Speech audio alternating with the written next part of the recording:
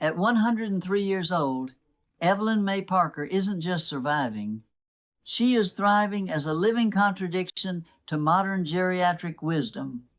While she holds deep gratitude for emergency medicine, crediting doctors for life-saving interventions like her daughter's ruptured appendix, she draws a firm line at chronic lifestyle management. Evelyn argues that for the last 30 years, the medical establishment has been fundamentally wrong about how we should eat, age, and maintain our strength. She points to a parade of experts who once looked at her charts with dire warnings, only for her to outlive 7 of them. Her core philosophy is built on personal evidence over clinical data points. To Evelyn, a diploma on a wall doesn't outweigh a century of lived experience. She encourages a shift from being a compliant patient to an informed steward of one's own health, urging people to stop outsourcing their common sense to a system that often prioritizes prescriptions over ancestral wisdom. At age 71, Evelyn faced a defining crossroads when her physician, Dr. Harold Greer, insisted she begin taking statins. He pointed to charts filled with alarming red zones, claiming her cholesterol was a ticking time bomb. Evelyn, however, looked at the history of the women who came before her, her mother and grandmother, who both lived into their 90s eating eggs and beef daily without a single heart issue. When she questioned the young doctor, she saw a man who valued data over heritage and clinical guidelines over human resilience. Evelyn eventually tried the pills, but the results were devastating. Within 3 months, her legs felt like lead, and a thick gauze of brain fog settled over her mind. She realized then that the medical establishment's solution to a number on a page was actively stripping away her quality of life. She made a radical choice. For 1,991, she threw the bottle in the trash and went back to her ancestral diet. Ironically, Dr. Greer passed away at 74 from a heart attack, while Evelyn remains at 103, her mind sharper than many people half her age. She argues that cholesterol is not the enemy. It is a vital building block for every cell membrane and the primary fuel for a healthy brain. To Evelyn, the statin industry is a trillion-dollar experiment that ignores the body's biological necessity for fats. By refusing to suppress her natural levels, she believes she saved her cognitive function and muscle mass from the normal aging decline that is often just a side effect of over-medication. Evelyn Mae Parker's most scathing critique of the medical establishment centers on the dietary guidelines that have dominated the last 60 years. She lived through the 1960s and 70s, a period when fat became a dirty word and the medical community preached the gospel of margarine, vegetable oils, and carbohydrates. Evelyn watched as her neighbors swapped butter for chemical spreads and steak for cereal, only to witness an explosion in diabetes, obesity, and heart disease. To her, the low-fat movement was a failed experiment that traded satiety and ancestral nutrition for processed convenience and metabolic dysfunction. Her golden rule for eating is refreshingly simple. If it didn't exist 10,000 years ago, it doesn't belong on her plate. Evelyn's diet revolves around 4 foundational pillars: eggs, beef, potatoes, and raw milk. She views these not as health foods in the modern marketed sense, but as the fundamental building blocks that sustained human evolution long before medical degrees existed. She argues that the most rigorous clinical trial in history isn't a 3-year study funded by a corporation. It is the centuries of survival achieved by our ancestors who thrived on these very foods. While modern nutritionists often label red meat as a carcinogen, Evelyn points to her own clean blood work and lack of malignancies as living proof to the contrary. At 103, she remains a vocal advocate for saturated fats, asserting that the real danger lies in nutrition bars, colored sugar water, and anything birthed in a laboratory. She believes that by returning to the soil and the animal, we reclaim the resilience that modern processing has stripped away. Evelyn Mae Parker rejects the modern obsession with fitness as a quantified indoor chore. She has never owned a gym membership, never wore a step counter, and views the idea of working out as a strange clinical detachment from real life. To Evelyn, the body wasn't designed for a treadmill, it was designed for the earth. She maintains her remarkable bone density through functional movement, bending to pull weeds in her garden, lifting baskets of laundry, and walking on the uneven, sun-drenched soil of her backyard.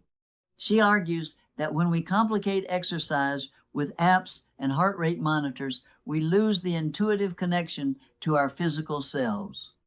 At 103, her ability to fall in her garden and walk away without a bruise is, in her view, the direct result of 50 years of real-world strength. Equally vital to her longevity is her unwavering defense of sleep. Evelyn treats rest not as a luxury or a sign of laziness, but as a non-negotiable biological mandate. She follows the natural rhythm of the planet, going to bed as the light fades and rising with the sun.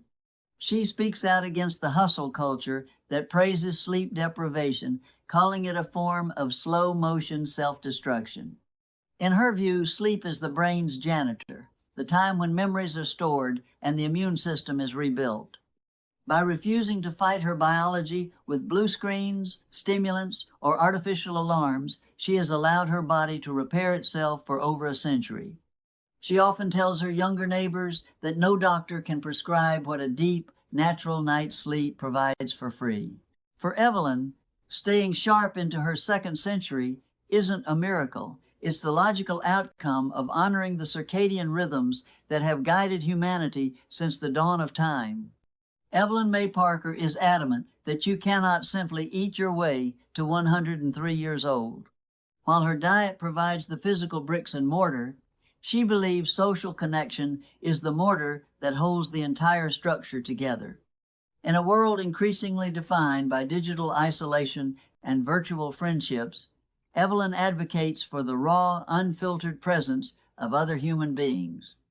She points to the lonely health nuts. She has known people who obsess over every calorie and supplement but die at 65 with no one in the room, as proof that the heart requires more than just oxygen and blood to keep beating. For Evelyn, connection is not a leisure activity. It is a physiological requirement as essential as protein or sleep. She maintains a rigorous social calendar that would exhaust a person half her age. Tuesday calls with her great-granddaughter Celeste, Thursday afternoons on the porch with her 7-9-year-old neighbor Herb, and active participation in her garden club and church community. She argues that these interactions act as a natural buffer against the silent killer of chronic stress. When we engage in real-time, face-to-face conversation, our bodies release oxytocin and lower cortisol in ways that a text message or an email simply cannot replicate. She often tells her younger visitors that the medical establishment ignores the healing power of being needed. Whether she is teaching a child to read or listening to a neighbor's struggles, Evelyn stays rooted in the world because she has a role to play. She views isolation as a form of biological decay, suggesting that when a human being loses their tribe, the body begins to signal that its mission is over. At 103, she remains vibrant because she refuses to be a bystander in her own community. To Evelyn, the secret to a long life isn't found in a solitary quest for wellness, but in the messy, beautiful, and consistent act of loving and being loved in return. Evelyn Mae Parker often says that the most dangerous thing a person can do is outsource their judgment to a system that doesn't know their soul. While medicine focuses on managing numbers, blood pressure, A1C levels, and BMI, Evelyn focuses on purpose. She calls purpose the longest-lived nutrient, a force more potent than any vitamin or pharmaceutical. In her view, the medical establishment often treats the elderly like failing machines that need constant calibration, rather than human beings who need a reason to get up in the morning. Whether she is tending to her tomatoes, writing letters, or teaching her great-grandchildren to read, Evelyn remains anchored in the world by the simple fact that she is useful. She challenges the modern tendency to become anxious patients who treat every symptom as a malfunction. Evelyn argues that we have replaced 3.5 billion years of evolutionary intelligence with 60 years of laboratory data. She encourages her children, as she calls her audience, to stop looking at their bodies through the lens of a clinical chart and start listening to the intuitive signals of energy, mood, and digestion. Evelyn's brand of rebellion isn't about being anti-science. It's about being pro-human. She believes that any doctor who is offended by a patient asking, "Why?" or "What happens if I do nothing?" is a doctor who values authority over healing. She insists that you are the primary investigator of your own life. When she reached age 70, 80, and then 100, she noticed that the medical model for normal aging was essentially a description of decline. She rejected that model, choosing instead to believe that her body was capable of maintaining its own equilibrium if given real food, real rest, and a clear reason to exist. To Evelyn, reclaiming your sovereignty means realizing that you are not a customer of the healthcare industry, but a steward of a biological miracle. She urges people to reclaim the confidence to say, "I feel well, therefore I am well," regardless of what a piece of paper says. By prioritizing meaning over maintenance, she has not only added years to her life, but more importantly, life to her years. Evelyn Mae Parker stands as a living testament to the resilience of the human spirit when it is freed from the shackles of fear-based medicine. At 103, she is not interested in cheating death. She is interested in honoring life. Her final message is one of fairness and profound clarity. She acknowledges that modern medicine is a miracle for crisis. It saved her daughter's life and has repaired countless emergencies, but she firmly rejects the medicalization of existence. When the system attempts to turn the natural process of aging into a series of pharmaceutical opportunities, Evelyn believes it is time to walk away. Her prescription for a long, full life doesn't come in a plastic bottle. It is found in the soil of her garden, the steam of a home-cooked meal, and the laughter of her grandchildren. She reflects on the last 30 years, the years the doctors told her she wouldn't have, and notes that they have been the best of her life. She didn't spend them in waiting rooms, counting pills, or worrying about drug interactions. She spent them living. Evelyn's story is a call to action for every generation. Stop waiting for an expert to give you permission to be healthy. The wisdom you need is older than the clinic. It is encoded in your DNA and nourished by the earth. She argues that the side effect of her lifestyle is simply a long, clear-headed life, free from the dependency that the modern system often requires. As she looks toward her 104th birthday, Evelyn remains living proof that the body is more intelligent than any chart. She has outlived her critics not through spite, but through steadfastness. Her legacy is a reminder that we are the stewards of our own vitality. Eat real food, sleep when the sun sets, love your people, and have a reason to wake up, she says with a wink.